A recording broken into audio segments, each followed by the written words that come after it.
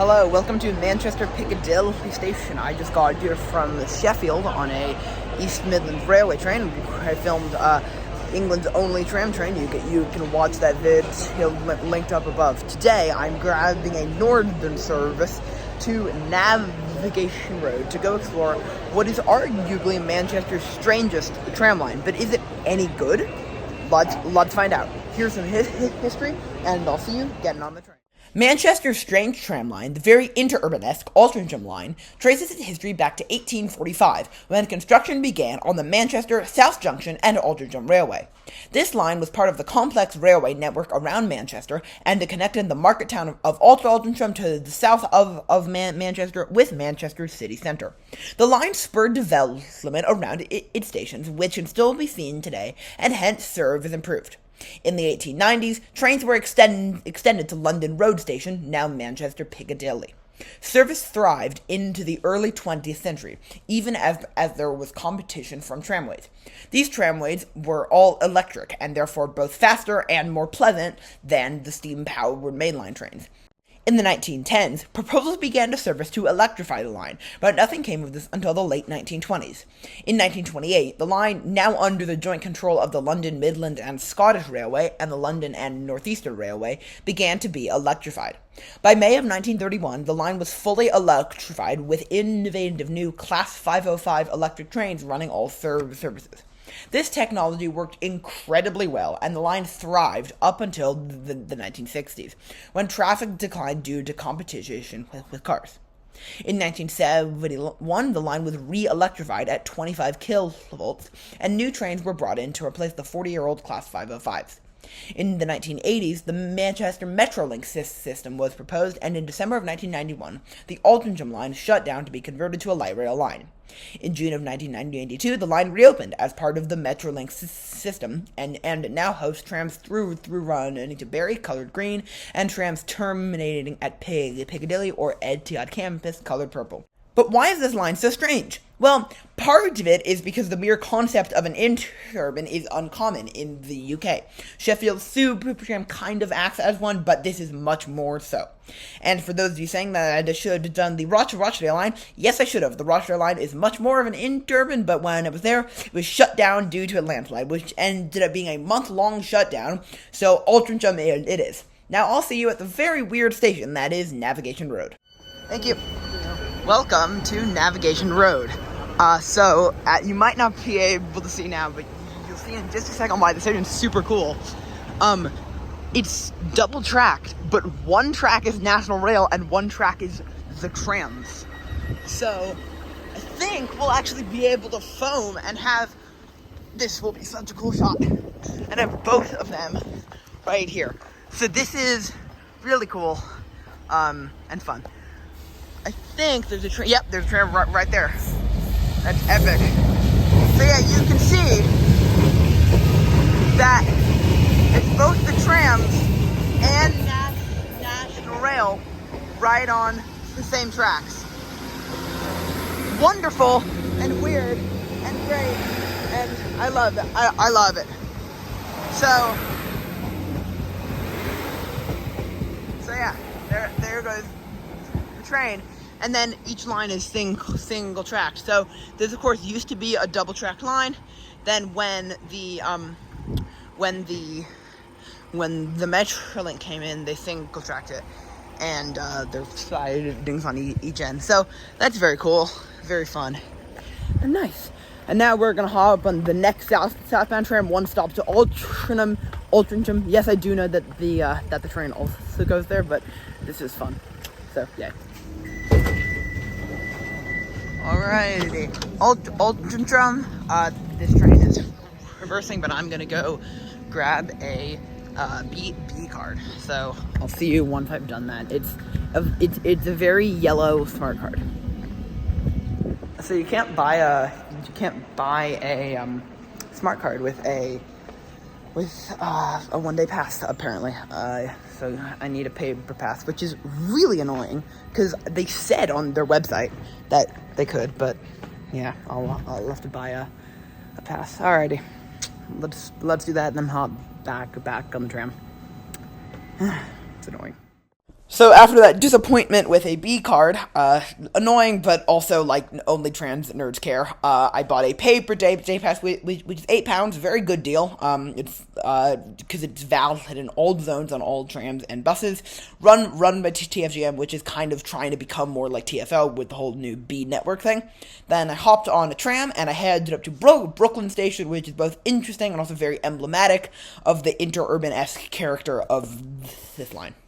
Hello, so we've made it to Brooklands, and this is really emblematic of Metrolink's character. The reason I came here is because there's a cute little canal here, and it's very nice and cute, and if I can cross the road, I will, but there's a lot of traffic.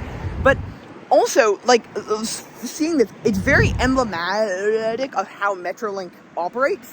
It's nearly entirely a new build system, but I'm putting new build in heavy quotes because it's not new build in the sense that it's all brand new, flashy light rail lines. These are mostly old bridge rail lines that got converted to Metrolink operation. And frankly, I think that's great. Because it makes for cute stations like this and for charming lines. I knew that the Rochdale line was an Interurban. I wanted to film that. I couldn't because there was a landslide. I'm still annoyed about that. But I think that sort of Brooklands and this line, the Altrincham line, is sort of also an Interurban, weird enough. But yeah, Brooklands is a very cute station. It's in like a little town center. And yeah, so we'll take the next northbound train up to Stretford to see arguably one of, if not the coolest foamer spot points on this line. Yes, I am making an entire side trip for foam, but it is really cool. All right, hello, we've made it to Stretford. Here's the train, and we're gonna walk about 15 minutes that way to something very cool. So here. We can have a selfie-based foam shot, and then we shall see something extraordinarily cool.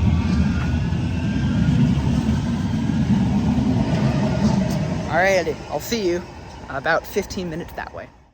Alright, so this didn't exactly go to plan. I was trying to get to this cool little bridge spot, a spot where you could see a fun, cool bridge. That was, as I said, about 15 minutes away from the tram stop. So what I did is I tried to get there. I first walked down a canal path. It was very nice. And then it started raining. And the path to the bridge was literal mud and also like in a weird forest. And there was no one there, and I didn't really feel like falling in the mud. So instead, I just went to the canal, and I filmed some trains on the canal. I will put those shots up now, and then I walked back to the station. So the rest of the shots in this video will either be raining or drizzling, or I'll just look wet. So I'll see you back at Stretford station now. Made it back to Stretford. As you can see, there's a tram in 3 minutes, and I'm going to get out into this rain, and I'll see you at Trafford Bar. Welcome to Trafford Bar. I came here for the most part because this is the site of a big junction down there, and I was curious how much of it you could see, and the answer is not all that much. That's a train to Oldham, which would have been going to Rochdale, but landslide.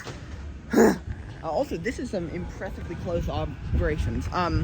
So you can see a bit of the junction, but not a huge amount. I mean, you can see it right there. So that's that. I'm actually not gonna hop on this tram because my next spot, this tram does not go to. It's Trafford Bar. There's also a main yard of Metrolinks down there. Yeah, I'm gonna hop on hopefully the next tram or the next tram that serves the next place, and the last place will be going to Piccadilly Gardens.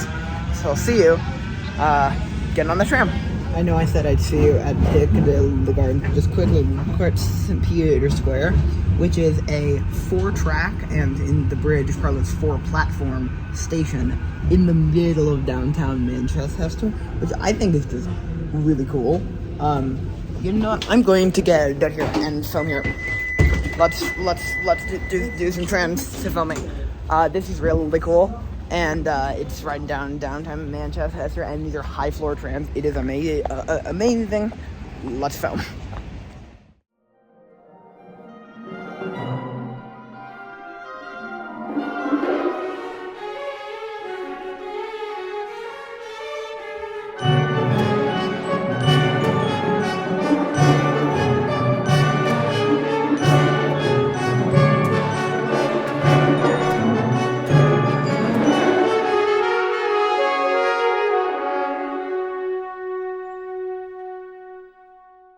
Alright, we filmed at St. Peter's Square, and I got recognized, which is the second time I've ever been recognized in my life. Someone apparently watches my YouTube channel, and I know from Manchester. So if you're watching, hi, it was nice meeting you. That was cool. So yeah, now we're at a street run heading along like just through downtown Manchester, and I'll see you at Piccadilly Gardens. Alright, so Piccadilly Gardens is not as cool as St. Peter's Square in some ways. It's not a four-platform station, but it's much cooler in the way that it's basically one massive junction, all pedestrianized, all with the high-floor trams that Metrolink uses. It's one of the few places, it's the only place in the UK and one of the few places in the world where you can see high-floor trams interacting with each other and with pedestrians in an urbanized environment, and I think it's really cool both from a transit perspective and from an urban planning perspective, seeing how high-floor trams fit into an urban fabric. Really fun and really cool, and I got about 50 phone shots in the 20 minutes I was here. Here's a collection of the best 2 or 3, and I'll shut it up now. Enjoy.